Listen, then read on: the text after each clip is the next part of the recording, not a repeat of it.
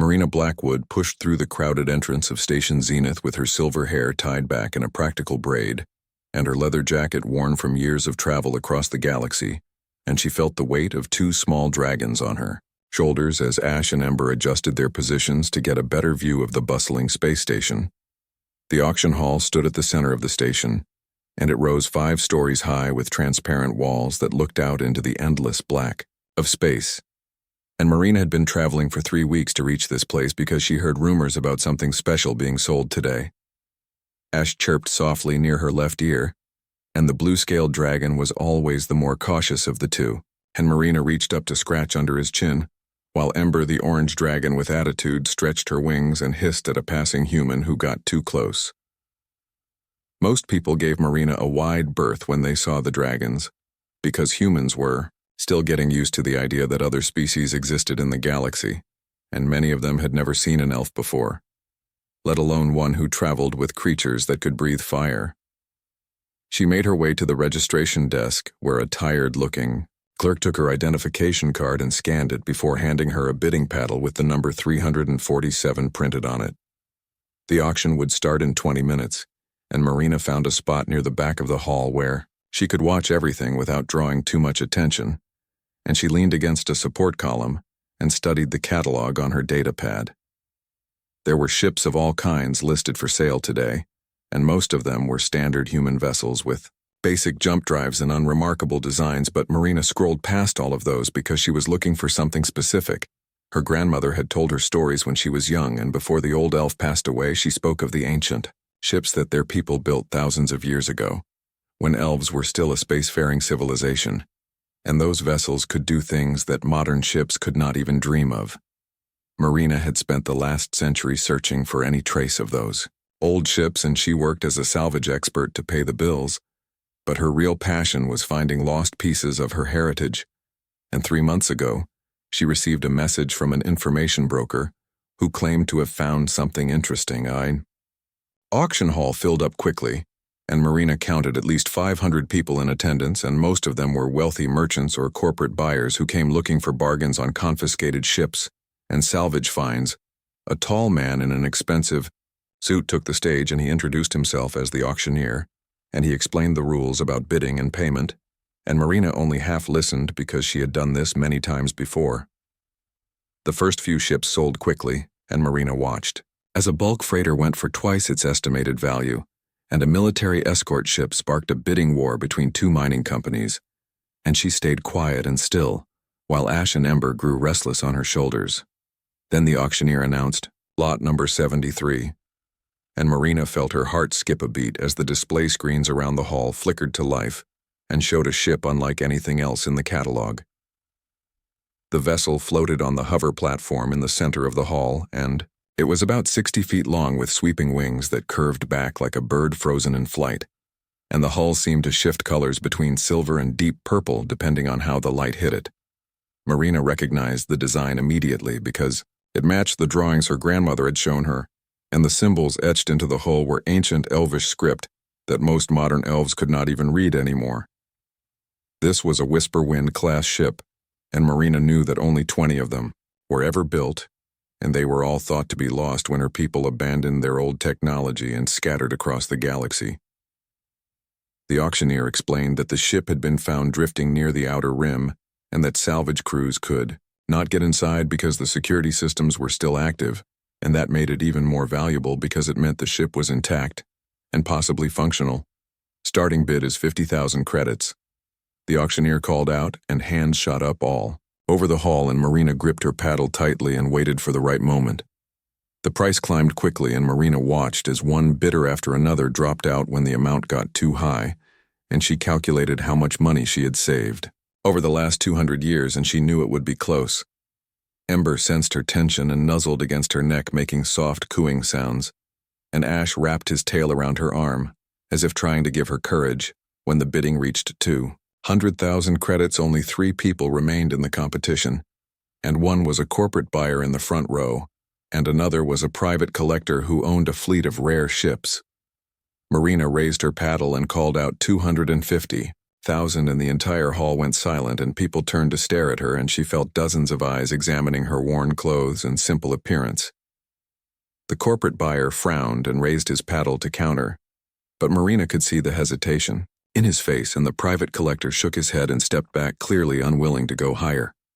The auctioneer looked around the hall and called for any final bids, and when none came, he raised his gavel high and brought it down with a sharp crack that echoed through the chamber. Sold a bidder 347 for 250,000 credits, he announced, and Marina felt her legs go weak, and she had to lean against the column to stay upright. Ash and Ember launched into the air and flew in circles around her head, chirping and whistling with excitement, and other people in the hall stared at the display with a mix of surprise and curiosity. Marina made her way to the payment station and transferred the credits from her account, and she watched the numbers drop until her savings were almost gone, and she signed the ownership documents with shaking hands. A station worker gave her the access codes and directed her to Hangar Bay 12, where the ship had been moved.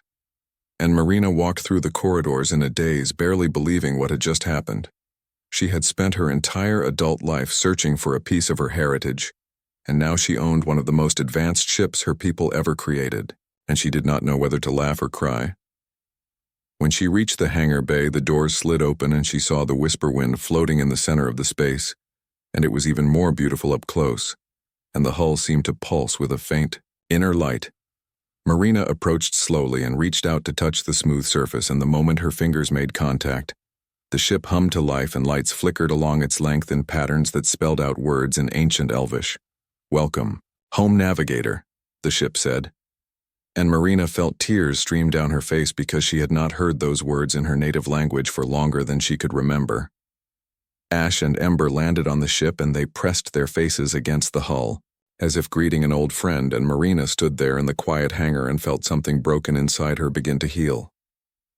Marina found the entry hatch on the underside of the ship, and it opened without a sound, as if the vessel had been waiting for her, and she climbed up through the passage with Ash and Ember flying ahead to explore, and she emerged into a cockpit that took her breath away. The interior was nothing like modern human ships with their cold metal walls and harsh lighting, and instead, the Whisper Wind had smooth organic curves that seemed to grow from the floor and walls, and the surfaces shimmered with a pearlescent glow that provided gentle illumination. 2 seats dominated the front of the cockpit, and they looked like they were carved from a single piece of living crystal, and when Marina approached them, they shifted and adjusted their shape to match her body perfectly, and she sat down slowly and felt the material mold itself around her. Displays flickered to life all around her, and they showed star maps and system readouts in ancient Elvish script. And Marina leaned forward to study them, and she realized these maps were thousands of years old and showed regions of space that modern charts had different names. For Ash landed on the co-pilot seat and curled up like a cat, while Ember investigated the navigation console and kept making curious chirping sounds as she examined the strange controls with her small clawed feet. Marina reached out to touch the primary control panel, and the moment her fingers made contact, she felt a strange tingling sensation run up her arm, and suddenly information flooded into her mind and she gasped and pulled back. The ship had interfaced with her directly, and it showed her how to operate the controls through a combination of touch and thought, and Marina realized this was technology far beyond anything she had encountered before. She spent the next hour learning the systems, and she discovered that the Whisper Wind had engines that could fold space itself and create shortcuts through reality, and the ship could travel distances in hours that would take human vessels decades to cover. The weapon systems were dormant, but Marina could see they were designed to disable rather than destroy, and there were medical facilities and living quarters and storage bays that were all larger than they should be, based on the exterior size of the ship. This vessel uses dimensional compression, the ship explained in text that appeared on a display, and Marina read the words and tried to understand how that was even possible. When she felt confident enough to try a test flight, she settled into the pilot seat and placed her hands on the controls and thought about initiating the startup sequence, and the ship responded immediately. Engines hummed to life beneath her, and she felt vibrations run through the floor and walls, and displays showed that all systems were functioning at optimal levels, and Marina smiled because this was the moment she had dreamed about. She tried to activate the main drive, but nothing happened, and she frowned and ran through the sequence again. But still the ship remained grounded, and she checked every system she could think of, but found no errors or malfunctions. A holographic display materialized in front of her, and it showed text in both ancient Elvish and standard galactic language, and Marina leaned forward to read it with growing confusion. Primary navigator emotional state detected as incomplete, and optimal bonding requires social connection outside vessel and flight systems. Will remain locked until navigator demonstrates healthy interpersonal engagement. Marina stared at the message for a full minute before she understood what it was saying, and then she burst out laughing so hard that Ash jumped up in alarm, and Ember tilted her head in confusion. The ship was refusing to fly until she went on a date, and Marina shook her head in disbelief, because apparently her ancestors had programmed their vessels to care about the mental health and social lives of their pilots. She tried arguing with the ship, and she explained that she had important salvage contracts waiting, and that she had just spent her entire life savings to buy this vessel, and that she did not need relationship advice from a machine that was older than most star systems. The holographic display simply updated to show a countdown timer, and beneath it was a message that said flight systems will unlock after confirmed social bonding experience with non-dragon entity. And Marina groaned and dropped her head onto the control panel. Ash nuzzled against her cheek and made soft, concerned sounds, while Ember flew over and landed on her shoulder and chirped what sounded like sympathy, and Marina glared at both of them.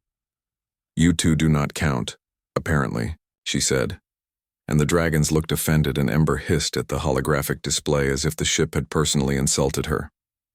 Marina sat back in the seat and tried to think of a solution, and she considered lying to the ship or finding some way to trick its sensors. But she had a feeling that a vessel this advanced would see through any deception. She stood up and paced around the cockpit, and ran her hands through her silver hair, and tried to remember the last time she had actually spent time with someone who was not Ash or Ember. Years blurred together in her memory, and there were brief conversations with station workers and business transactions with clients and occasional exchanges with other salvage hunters, but nothing that could be called a real connection. Marina had always been focused on her work and on her search for elven artifacts, and she moved from place to place, never staying long enough to form friendships, and she told herself it was better that way because attachments only slowed you down. But now her own ship was calling her out and forcing her to confront the fact that she had been alone for a very long time, and Marina felt a strange ache in her chest that she did not want to examine too closely. She left the ship and walked through the hangar bay and back into the station corridors, and everywhere she looked she saw groups of people talking and laughing together, and couples holding hands and families with children running between them. Marina found herself at a viewing window that looked out at the stars, and she pressed her hand against the cold glass and saw her reflection staring back at her, and she looked tired and isolated in a way she had not noticed before. "How did this happen?" she whispered to herself, and Ash chirped softly from her shoulder, and Ember rubbed her head against Marina's face, trying to comfort her. A voice spoke behind her, and Marina turned to see a human woman standing there with a friendly smile, and she was holding a data pad and wore a station engineer uniform with oil stains on the sleeves. "Sorry to bother you," the woman said, "but I noticed you at the auction earlier, and I have to say that was the most amazing ship I have ever seen. And I am Kelly, right by the way. And I work on the station mechanical systems." Marina found herself responding almost automatically, and she introduced herself, and they started talking about ships and engineering. And Kelly had so many questions about the Whisper Wind that Marina could not help but answer them. They stood at that viewing window for over an hour, and Kelly told stories about fixing impossible problems in the station guts, and Marina shared tales of finding ancient wrecks floating in dead space, and they laughed at each other jokes. When they finally parted ways, Kelly gave Marina her contact information and suggested they meet for dinner the next evening, and Marina agreed without thinking, and then stood there surprised at herself. She returned to the ship, and the holographic display showed a new message that said social bonding progress detected and flight system unlock at 80%, and Marina could not decide whether to be annoyed or amused by her meddling spacecraft. Marina spent the next day exploring Station Zenith, and she tried to tell herself it had nothing to do with avoiding the ship or thinking about her dinner plans with Kelly. But Ash gave her knowing looks that suggested the dragon did not believe. The station was one of the larger trading posts in this sector, and it had markets that sold goods from 100 different worlds. And Marina wandered through the stalls looking at exotic fabrics and strange foods and technology she did not recognize. Ember kept trying to steal shiny objects from the vendors, and Marina had to apologize multiple times and promise to watch her dragon more carefully. And one merchant laughed and said he had never seen anything quite like the little orange troublemaker at a clothing stall. Marina found herself looking at outfits that were nicer than her usual worn jackets and practical pants, and the vendor was an elderly woman with kind eyes who insisted Marina try on a deep blue tunic that brought out the silver in her hair. "You look lovely, dear," the woman said, and Marina studied herself in the mirror and barely recognized the person staring back at her. Because when had she stopped caring about how she looked? She bought the tunic, and also a pair of new boots that did not have scorch marks from plasma fires, and as she walked away with her purchases, she caught Ash and Ember exchanging glances as if they were plotting something. The afternoon passed quickly, and Marina found a quiet cafe where she could sit and watch the station traffic flow by, and she ordered something called coffee, which humans seemed to drink constantly, and she discovered it was bitter, but gave her energy. A group of human children approached her table, and they stared at Ash and Ember with wide eyes, and one brave little boy asked if the dragons were dangerous, and Marina smiled and said they were only dangerous to people who deserved it. She let the children pet Ash, who preened under the attention, while Ember showed off by doing loop-de-loops in the air and breathing tiny puffs of flame that made the kids squeal with delight, and their parents watched nervously from a distance. When the children left, Marina sat back in her chair and realized she was smiling, and she could not remember the last time she had felt this relaxed and this present in the moment, instead of always thinking about the next job or the next clue to follow. Evening approached faster than she expected, and Marina returned to her temporary quarters on the station, and she showered and changed into the new tunic and boots and stared at herself in the mirror, while Ash and Ember chirped their approval. "Why am I nervous?" she asked them, and Ember flew over and booped her nose against Marina's cheek while Ash made a sound that was almost like a laugh. She met Kelly at a restaurant called the Nebula Garden, and it was located on one of the upper levels with floor-to-ceiling windows that looked out at the stars, and Kelly was already waiting at a table, and she smiled when she saw Marina approach. "You look amazing," Kelly said, and she was wearing a casual dress that showed she had also made an effort, and Marina felt warmth spread through her chest at the compliment. They ordered food from a menu that offered dishes from a dozen different worlds, and Marina chose something from her own homeworld that she had not tasted in decades, and Kelly picked a spicy human dish that made her eyes water, but she kept eating it anyway. The conversation flowed easily, and Kelly talked about growing up on a small colony world where she learned to fix machines because there was no one else to do it, and she came to Station Zenith 5 years ago, looking for adventure, and found a job that she loved. Marina found herself opening up in ways she normally did not, and she told Kelly about losing her people culture and spending her life searching for pieces of a past that most elves had forgotten. And she talked about the loneliness that came with always moving forward and never stopping. Kelly listened without judgment, and she reached across the table at one point and squeezed Marina's hand and said that searching for meaning was something every person did in their own way, and that Marina should not feel bad about her choices. Ash and Ember had been remarkably well behaved during dinner, and they sat on an empty chair between Marina and Kelly, and they ate small pieces of food that Kelly fed them, and Ember even let the human scratch under her chin, which was unusual. After dinner, they walked through the station observation deck, and they stood at the windows and looked out at the endless expanse of space, and Kelly pointed out constellations and told stories about the star systems she had visited. Marina realized she was happy, and truly happy in a way she had not been in longer than she could measure, and she glanced at Kelly, who was still talking about stars, and she felt something shift inside her chest like a door opening. When they finally said goodnight, Kelly hugged her, and Marina stiffened for just a moment before relaxing into the embrace, and she could not remember the last time someone had hugged her, and it felt both strange and wonderful. She returned to the Whisper Wind with Ash and Ember, And the moment she entered the cockpit, the holographic displays lit up with cheerful colors, and a message appeared that said, "Flight systems unlocked, and navigator well-being improved to acceptable." Levels. Marina sat in the pilot seat and laughed and shook her head and said out loud that her ancestors had been far too clever for their own good when they designed these ships. She placed her hands on the controls and thought about starting the engines. And this time the ship responded perfectly and power flowed through every system, and the whisper wind lifted smoothly off the hangar.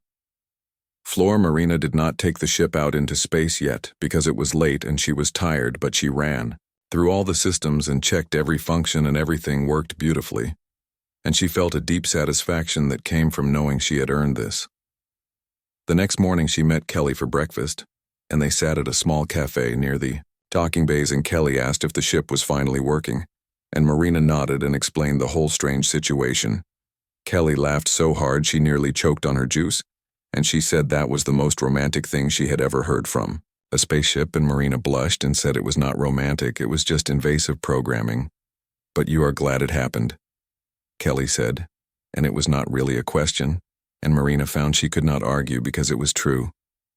They made plans to stay in touch, and Kelly gave Marina a communicator code that would work across long distances, and she made Marina promise to send messages about her travels and her salvage finds. Marina agreed, and when she finally lifted off from Station Zenith, she felt something she had not felt in years, and it took her a moment to recognize it as hope. The whisper wind flew like a dream, and it responded to her thoughts as much as her physical controls, and Ash and Ember settled into their spots and watched. As stars streaked past the windows, Marina set course for a salvage site 3 systems away, and as the ship folded space around them, she pulled up the communicator and sent Kelly a message that said, "Thank you for reminding me what it feels like to connect with someone." Kelly's response came back almost immediately, and it said, "Thank you for letting me meet a real elf and her amazing dragons, and please come back soon because I want to hear more stories." Marina smiled and saved the message and leaned back in her seat, and for the first time in decades she felt like she was not just searching for something lost, but maybe building something new. The salvage site was located in an asteroid field called the Broken Crown, and Marina had received the job offer 2 months ago from a client who wanted her to recover cargo from a freighter that had crashed into one of the larger asteroids. She brought the whisper wind out of its spacefold at the edge of the field, and the transition was so smooth that she barely felt it.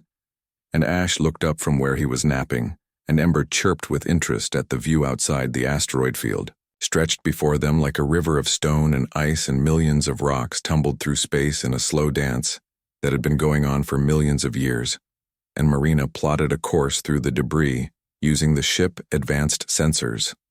The whisper wind moved through the field with grace that made Marina grin, because her old ship would have required constant attention to avoid collisions, but this vessel seemed to anticipate the asteroid movements and adjusted its path automatically.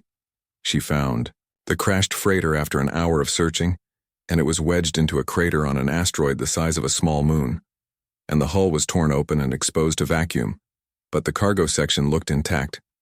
Marina suited up in her salvage gear and checked her equipment while Ash and Ember watched with concern, because they knew they could not come with her into the vacuum, and she promised them she would be careful. The whisper wind extended a docking tube that connected to the damaged freighter, and Marina cycled through the airlock and floated into the wreck with her helmet lights cutting through the darkness. Inside, the freighter was a mess, and debris floated everywhere, and Marina had to push her way through torn metal and frozen cargo containers, and she activated her scanner to locate the specific items her client wanted recovered. She found the cargo bay, and the containers she needed were still sealed and intact, and she used her suit jets to maneuver them back toward the docking tube one at a time, and it took 3 hours to move everything. When she returned to the whisper wind, she was exhausted, and her muscles ached from the physical work, and she stripped off her suit and collapsed into the pilot's seat, while Ash and Ember fussed over her and checked that she was unharmed. The ship automated system secured the cargo, and Marina set course for the nearest trading station where she could deliver the goods and collect her payment, and as the whisper wind flew through space, she pulled up her communicator.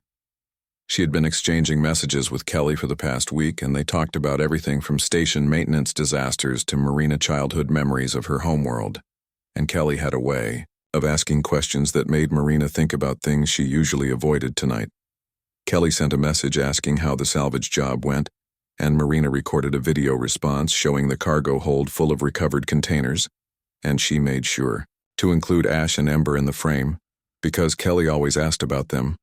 Kelly's response came back an hour later, and she was laughing in the video and saying that Marina made dangerous salvage work look easy, and she asked when Marina would be passing through Station Zenith again.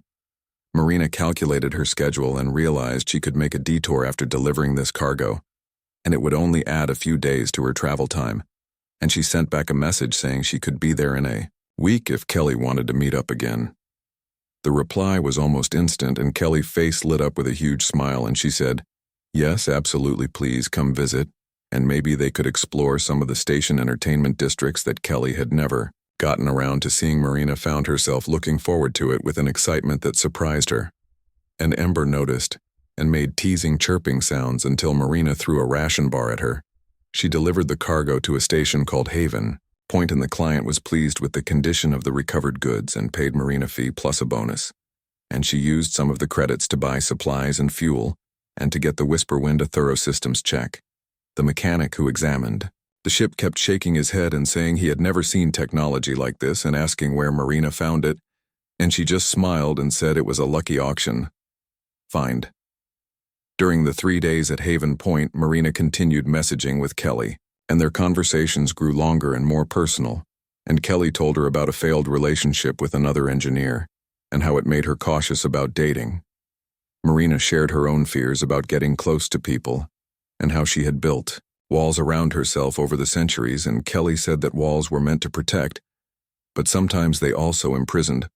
One night Marina sat in the Whisperwind cockpit looking at the stars, and she asked the ship why her ancestors had programmed it to care about pilot social connections, and a display appeared with text that explained Elven philosophy held that a navigator who flew alone for too long would lose perspective and become disconnected from the reasons why exploration mattered, and the ships were designed to encourage their pilots to maintain bonds with others.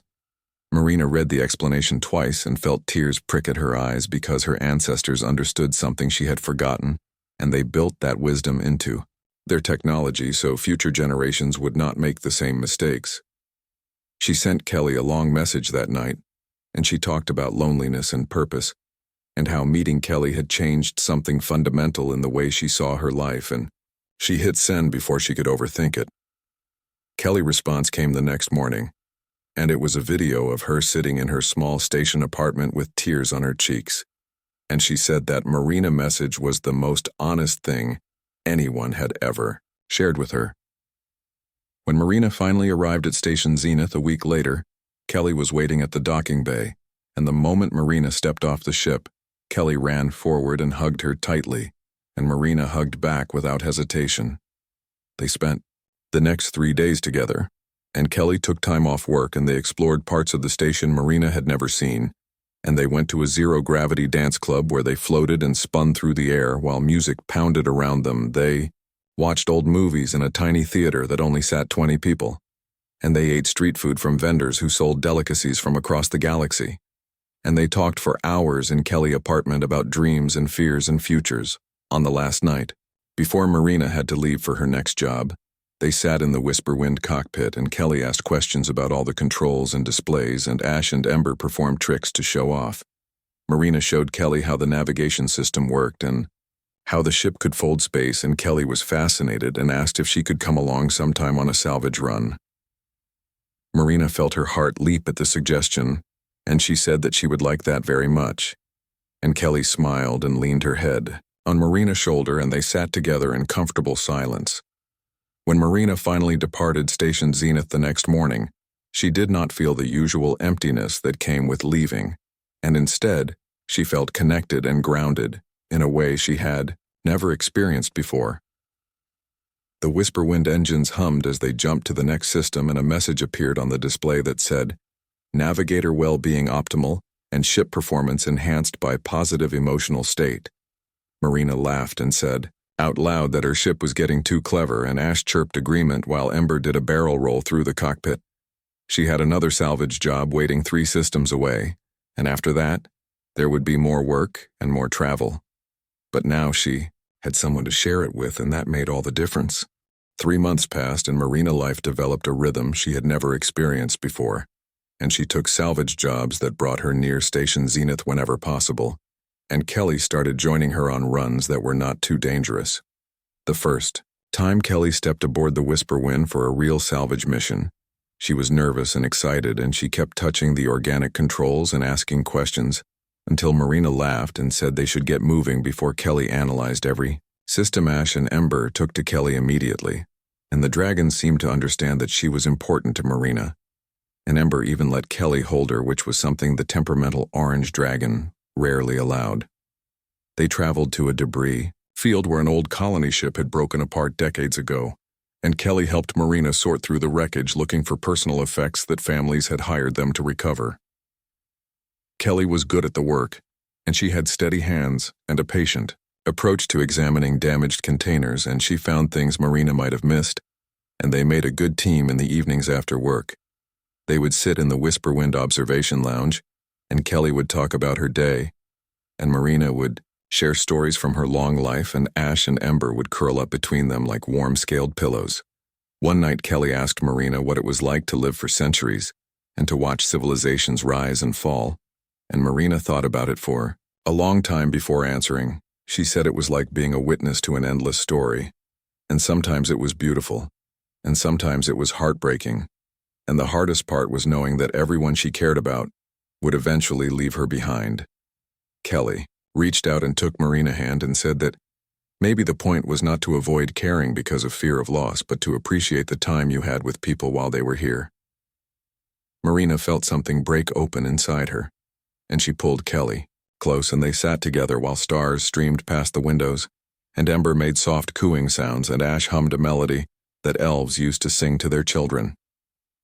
The salvage jobs continued, and Marina's reputation grew because the Whisperwind could reach sites that other ships could not access, and she began receiving offers for more lucrative work and bigger contracts.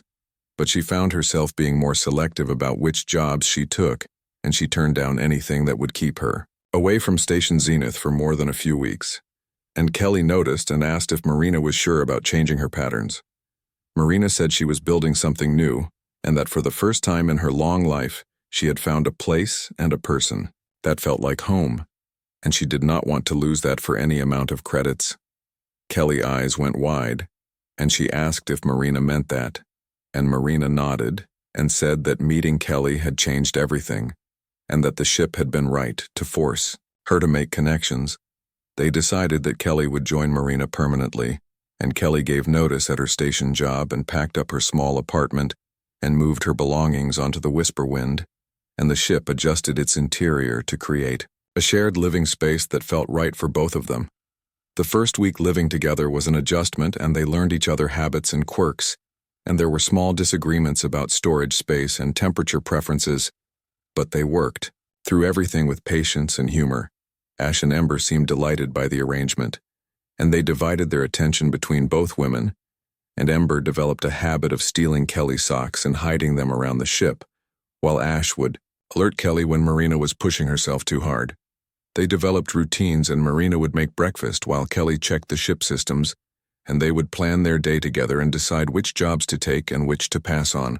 One morning, Marina received a message from an old contact who claimed to have found another elven artifact, and the location was in a dangerous sector known for pirates and unstable space phenomena. Kelly read the message over Marina's shoulder and said they should investigate because finding pieces of elven history was important to Marina, and they could handle whatever challenges came up. Marina felt her heart swell with gratitude because Kelly understood what drove her and supported her search, even though it could be dangerous, and she kissed Kelly's forehead and said they would go together. The journey took 2 weeks, and they had to navigate through regions of space where reality was thin and stars flickered in and out of existence, and the Whisperwind handled it all with ease while Kelly monitored the sensors. They found the artifact on a dead world that had once been an elven colony, and it was a data archive that contained records and histories that Marina people had thought lost. Forever, Marina sat in front of the archive and accessed the files with trembling hands, and she found images of her homeworld before it was abandoned, and recordings of elven music and stories and scientific discoveries. Kelly sat beside her and held her hand while Marina cried and laughed and processed emotions that she had kept buried for centuries, and Ash and Ember pressed close and offered wordless comfort. That night, Marina uploaded copies of the archive to a secure network where other elves could access it, and she sent messages to the few elven scholars she knew and told them what she had found. The responses came back over the next few days, and they were messages of gratitude and excitement. And one old elf wrote that Marina had given their people a gift beyond measure by preserving their heritage. Marina realized that her life work had meaning, and that finding these artifacts was not just about satisfying her own curiosity, but about keeping her culture alive for future generations. She talked with Kelly about starting a foundation to locate and preserve elven artifacts, and Kelly immediately started making plans and researching how to set up an organization and finding funding sources. They returned to Station Zenith and registered the foundation, and word spread quickly, and soon Marina was receiving offers from universities and museums who wanted to partner with her work. The salvage jobs continued because they needed income to fund the foundation. But now Marina had a larger purpose, and she was not just wandering anymore, but actively building something that would outlast her. One evening, 6 months after they met, Kelly asked Marina if she was happy, and Marina thought about the question seriously before answering. She said that for most of her life she had been searching for something outside herself and thinking that finding artifacts or visiting new places would fill the emptiness inside her. But meeting Kelly and opening herself to connection had taught her that happiness came from the relationships you built and the meaning you created, and not from the things you found. Kelly smiled and said that Marina had taught her something too, and that courage meant being vulnerable, and that the best adventures were the ones you shared with someone you loved. Marina felt her breath catch because Kelly had never used that word before, and she looked into Kelly's eyes and saw the truth there, and she said the words back. Ash and Ember erupted into excited chirping and flying, and they did loops around the cockpit, and Ember breathed little puffs of flame in celebration, while Ash hummed that ancient elven melody. The whisper wind displays lit up with soft colors, and a message appeared that said optimal bonding achieved in ship systems operating at maximum efficiency due to navigator emotional fulfillment. Marina laughed and pulled Kelly close and said that her ancestors had built these ships to be wise, and the whisper wind had known what she needed before she did. They sat together in the pilot seats and looked out at the stars and made plans for the future, and talked about the worlds they would visit and the artifacts they would find. Marina had spent centuries searching for pieces of her past, and now she had found something better, and she had found a future worth building and a person worth sharing it with. The galaxy was vast and full of mysteries, and there would always be new salvage sites to explore, and new artifacts to recover, and Marina would continue her work for as long as she lived. But now she had Ash and Ember flying beside her, and Kelly laughing at her jokes, and a ship that cared about her well-being, and a foundation that would preserve her people heritage. She had finally learned what her ancestors tried to teach through their technology, and that a navigator who flew alone might cover great distances, but a navigator who flew with others would actually arrive somewhere meaningful. The Whisper Wind engines powered up, and Marina set course for their next destination, and Kelly squeezed her hand, and Ash and Ember settled into their usual spots. And as they jumped into folded space, Marina thought that maybe home was not a place you found, but a feeling you carried with you, and she had finally found hers.